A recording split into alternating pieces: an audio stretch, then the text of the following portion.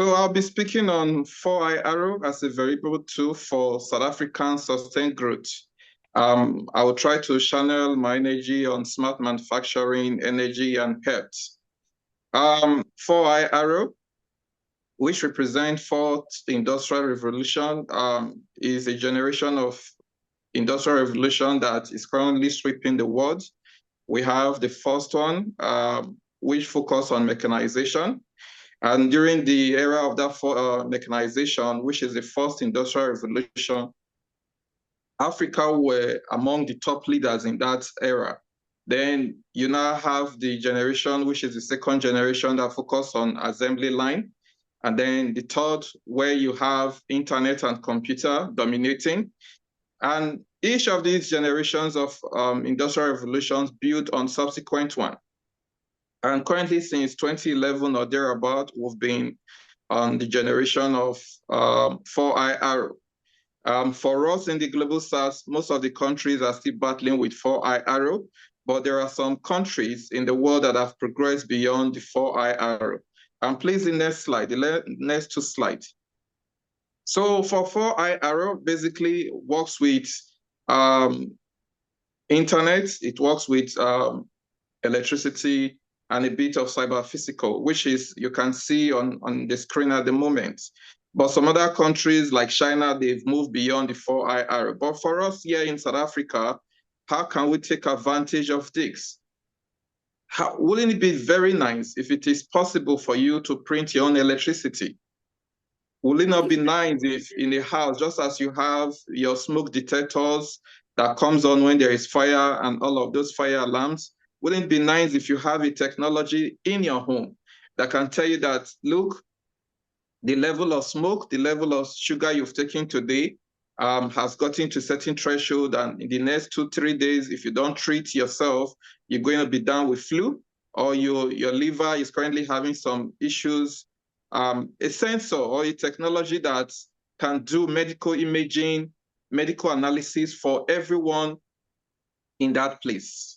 So the question is, these are some of the opportunities that industrial revolution like 4i Arrow holds, where a lot of things can be done with ease. Take, for instance, during the COVID, where a lot of things were granted.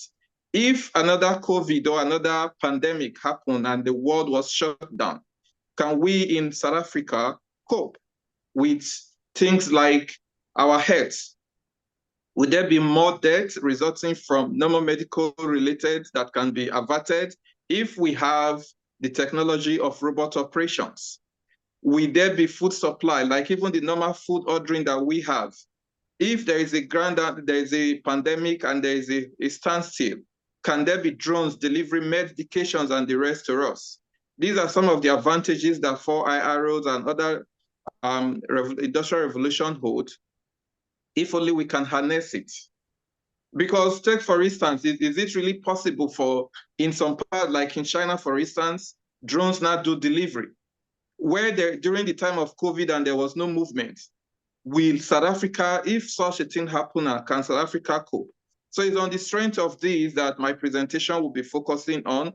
But as an engineer and as a researcher, I'm going to focus on energy. I'm going to focus my presentation on smart manufacturing. I'm also going to talk a bit about smart agriculture. Next slide. Next slide, please. Yeah, it's moving a bit slow. I don't know why. So the fourth industrial revolution is reshaping global economies. South Africa is also included, but we can actually pick up the pace at which we use this technology of 4i Arrow to bring about sustained growth for South Africa. The component of 4i Arrow, what are the components? I talked about artificial intelligence, Internet of Things, robotics, and then a few additions, which is the renewable energy system. Now, what are the key terms? What is robots? Robots are programmable machines that perform physical tasks with precision, autonomy, and remote control. For 4i Arrows, there are countries where robots perform certain different operations that hitherto was strenuous and things like health. Robots cannot be used for operations. Robots can also be used in tough systems like where you have foundry technology that involve furnaces and high temperature. Robots can be used to perform such machining operations. Robots can be used in a whole range of locations. AI, artificial intelligence, that talks about softwares that learn from data to perceive, reason, and make decisions. Internet of artificial intelligence basically would teach the computer or the system would learn based on existing protocols or algorithms and apply this to solve problems for you. Internet of a Thing is a network of connected sensors and devices that collect, share, and act on real-world data. Like the imaging and the health-related issues that I talked about, IoT can make it possible. A popular one for people that use iPhone, you have technology like Siri. When you tell Siri, please, can you play me music? It performs that task for you. IoT can also be used for a whole lot of applications beyond what is currently being used. Here in South Africa, we can improve the technology of IoT and other 4IRO components to like have in rural settings where Google and other people have to travel a distance to perform, to get medical examinations, to get some supplies in terms of food and all of that. With the technology of IoT, we can improve and reduce such risk involved. And then another key component which I'm going to also focus on is 3D printing. Just like conventional way of printing your documents, you feed in a paper into a computer printer, and the thing you have on your computer or on your phone is printed to you. 3D printing is related to that. Basically, what 3D printing does is that you feed in a 3D component that have length, width, and height, and the computer system, using a set of tools, interpret it to a G code or a language that a machine can understand, and this is printed for you in real life. For instance, there is a technology with the 3D printing, I can replicate myself. All I just need to do is to use maybe a 3D scanner or use a sophisticated software to model how I look like, and then feed it into a 3D printer, and that will be replicated to us. This 3D printing technology have been used in health to print for people that have stepped on mine, people that have had issues with their legs, their hand, and the rest. 3D printing have been used to print a replacement for them. 3D printing have also been used in part of medicine for some process, but we in South Africa and in the rest of the world, we can still take this technology a bit further. Like for things that usually will result into death and the rest, 3D printing can be used to make this happen. For my own research, I basically use 3D printing to ensure or to see if it is actually possible for everyone on Earth to print their own electricity. So the question is, how possible is it? Imagine sitting in the comfort of your home, you are able to have an electricity that will not depend on load shedding, or the government can have electricity in rural areas that are not connected to the grid, being able to print their own electricity. So during the course of the presentation, I will talk more about that. So what are the key issues that are related to South Africa that the 4IRO can be leveraged upon? A key component that I want to focus on is the issue of load shedding. Yes, there have been efforts and plans to ensure that load shedding is averted or become a thing of the past, but we still struggle, some part of South Africa still struggle with load shedding. Unemployment is a universal currency. South Africa is also a recipient of it. There are some graduates, they spend years in the universities, in TVET and other schools, and yet they are not gainfully employed. So these are some of the things that we can leverage what we have in South Africa to benefit. So I will want to go to the other slide, which is 4IRO and energy. The next slide, please. So I want to base my focus on smart grid, decentralization of energy system, and renewable energy integration. Now, in South Africa, coal represents between 80 to 82% of the energy generated.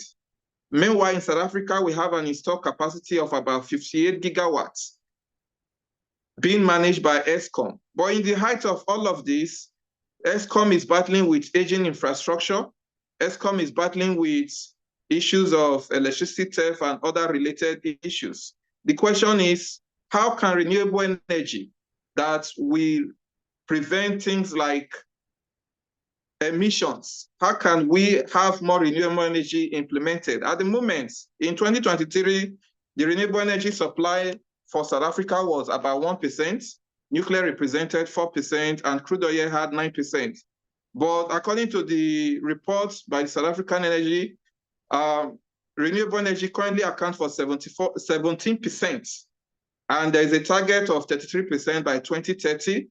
And of these, solar and wind energy will be the major driver of this percentage. Now, in countries like Congo, where you have vast deposits of solid minerals, they still battle with problem because those minerals are not processed.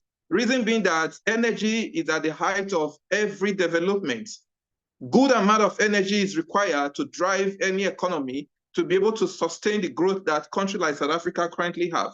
So the question is, how do we improve the energy supply for the industries and for the home use? One, we can focus our efforts. We can ensure that this energy are made more available. But the issue of energy poverty is a major problem because, yes, there's still electricity being generated with about 58 gigawatt installed capacity, but not everyone is able to afford it. My research and how we can leverage 4i is to ensure that there is energy for all, that we are able to reduce the high cost associated with electricity so that everyone, even those in the rural area, can have almost nearly cheap and available electricity. One of such is through the use of solar energy and wind. South Africa have the resources, the raw potential. There is a vast amount of sunlight that is needed that can be harnessed and leveraged to generate electricity. For instance, but in all of these, the issue of solar panels is still a problem. Apart from the fact there are a few industries that have solar panels being manufactured in South Africa, the rest are imported. We have what it takes through the use of additive manufacturing and some of the 4i tools like the 3D printing I talked about. We can ensure these solar panels are printed, and this will reduce the cost of energy.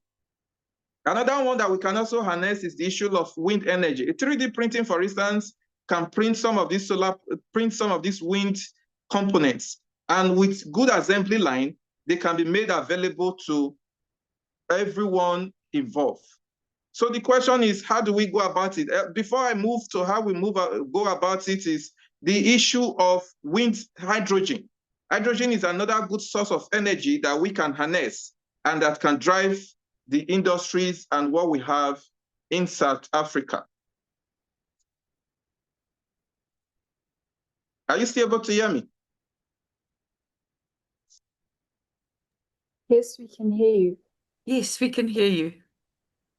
Okay, so with that, we can focus on key sectors of the economy. For instance, for industries with available, cheap and affordable electricity, the industries will be revitalized and there will be more employment for all. And then for transportations, things like the wind and the solar can be installed. We can have trains that are powered by solar, wind energy, and even hydrogen. These can drive the economy, and it can also be used for domestic usage. And with good electricity, there will be education and there will be access to technologies that will aid learning for all South Africans.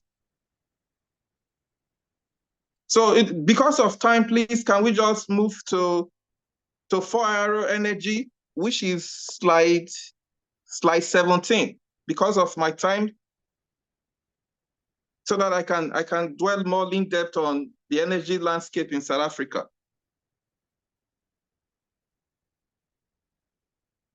Thank you.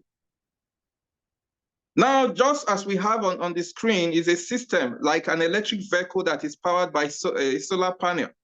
All of these can be made possible, but at the moment in South Africa, we have a large deposit of lithium. A key setback of some of the renewable energy that we have, like solar and wind, is the issue of reliability. But in South Africa, we have a large deposit of lithium. Lithium can be used to power batteries that can store the energy generated from solar during the day or from wind during a windy session, and this can be transformed or stored in those batteries. We currently have a large deposit of lithium in places like KZN, a bit of Mpumalanga, and two other provinces in South Africa. The question is, how do we leverage such research? We as a country, we need to consciously build on what we have and let the necessary research be performed and infrastructure put in place to be able to drive research in this area. Researchers need to channel more energy on how this lithium can be harnessed. A key benefit of this 4i is that it will help to solve our issues of load shedding. It will also lower carbon emission. With carbon emission and all of these emissions that is happening, it becomes very difficult for us to predict the weather pattern. Before now, the people that are in farming can predict when there will be next rain for their harvest and all of that. But with emissions and global warming, this is becoming a problem. But 4i focusing on the energy transition in South Africa will be able to help to solve that. It can also create jobs, improve the skills, and provide energy security for us as a country. So I want to talk on my research, current research on 3D printing of solar energy. Now, 3D printing is a veritable tool that have been overlooked. Apart from the medical aspect where you can use it to print things like prosthetics. Please, I'm on slide 24 so that everybody will be on the same page, please. I'm currently on slide 24.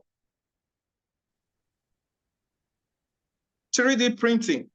For instance, as I've explained earlier on, this is a key tool for 4i that the country researchers can focus on with a view to drastically reducing the cost of solar panels. If some of the components of the solar panel, like the panels and all of that, these can easily be 3D printed. In our lab, we've been able to print some 3D panels. We're currently performing research on their environmental sustainability and their performance. If we're able to get the data right, it means that from the comfort of your home, you can almost assemble by 3D printing a solar panel. And this will drastically help to reduce the problem that is caused by energy poverty. Because energy poverty is fundamental for development of every nation. As we have seen, most of the industries will move away if the issue of load shedding continues. Countries like I mentioned like earlier on Congo, countries like Nigeria and Ghana, where there is energy shortage, bulk of the industries moved away. We have the resources. For instance, a while ago when the last professor presented, we talked about funds being cut or being reduced from their research funding because they were largely funded by external donors from a different country. But we as South Africa, we have the resources. If we can improve our production line and improve the resources, we might not need to rely on another country or another external donor to be able to fund our research and make our source of living as a country improved. Another area that I'm currently working on that other people also can improve on, that the nation can fund, is the issue of 3D printing of wind turbine. Wind turbine is currently being used by few individuals and some few organizations in South Africa. But this can actually solve our energy needs. Apart from the code that require a lot of investment and processing, all we need is just the right amount for calculate the energy need of the industry that we're looking at, or even our home. And we can 3D print, for instance, as you're seeing on the screen, this is a simple wind turbine. Although this is a prototype, but a conventional wind turbine can be 3D printed and manufactured from the comfort of your home. So these are some of the areas that we can improve and drive the technology of 4i and any other, the current 5i technology that is being used in other countries like China. we as a nation, South Africa, can benefit from this. A key driver that will reduce the energy cost drastically, please next slide, is 3D printed application in green hydrogen. For instance, what is green hydrogen? Green hydrogen is hydrogen that you generate from renewable energy, things like solar and wind. Now, a key component of hydrogen is that you have water, you split the water into oxygen and hydrogen. The hydrogen is stored and used for, you can use it for to power for transportation like vehicles or even train. You can use it to generate electricity. You can use it to provide energy for heating and all of that.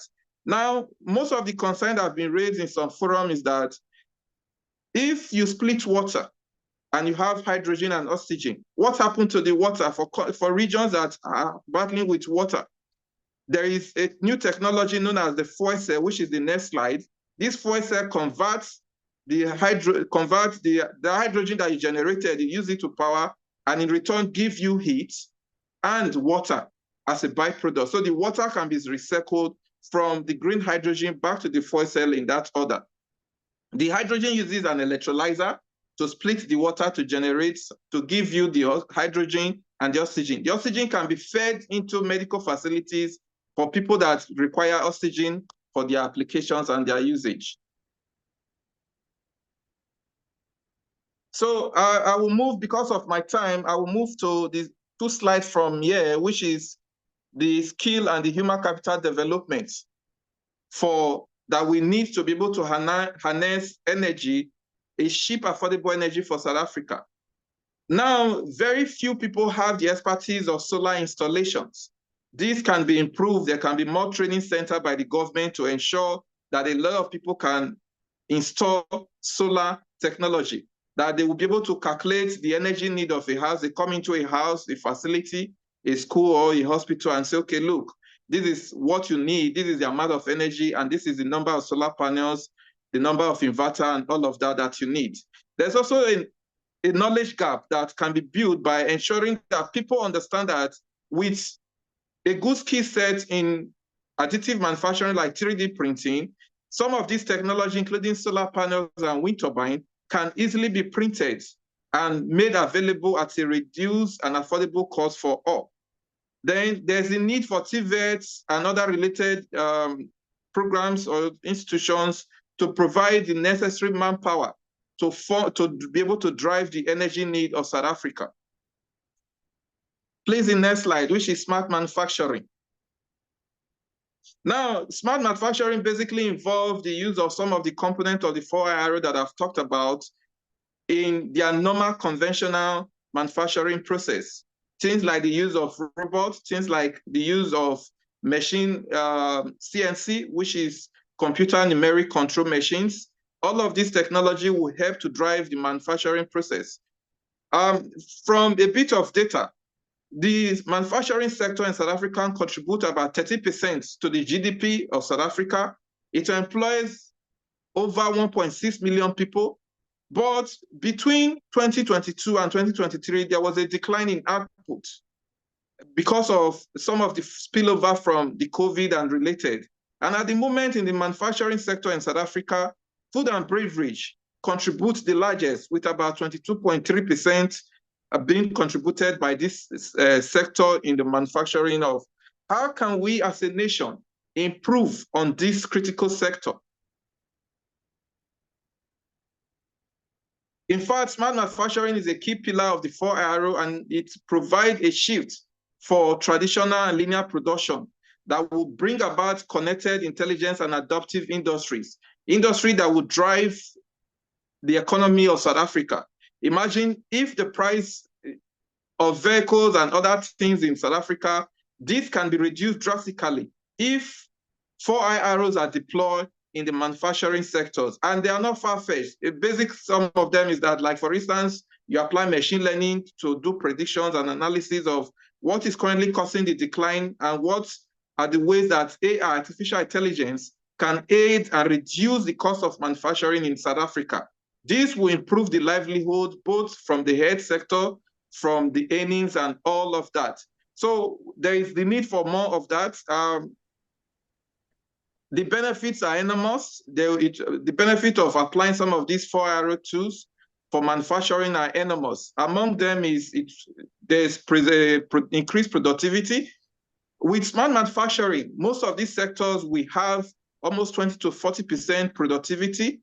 There is limited downtime caused by maybe, because with machine learning algorithms and all of that, you'll be able to predict when the next maintenance is due, when the next possible faults and all of that are going to arise, and how it can easily be amended.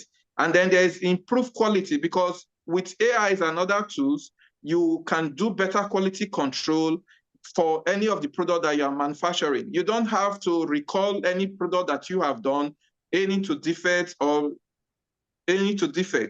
And then it can also guarantee a bit of sustainability. So just the next couple of 2 slides just give a bit of some data set of what it possibly going to hold for us as a country.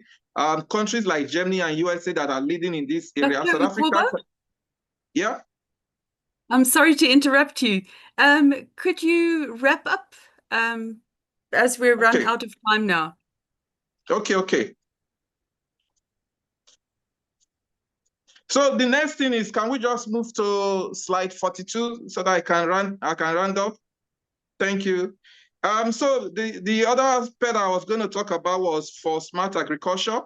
Products from the agriculture industry can be improved through the use of robots.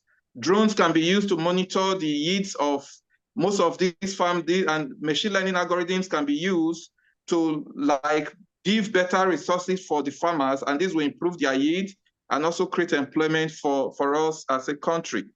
So government initiative in smart agriculture, there is a need that the government, next slide, please. Government initiative, which is the next slide, please.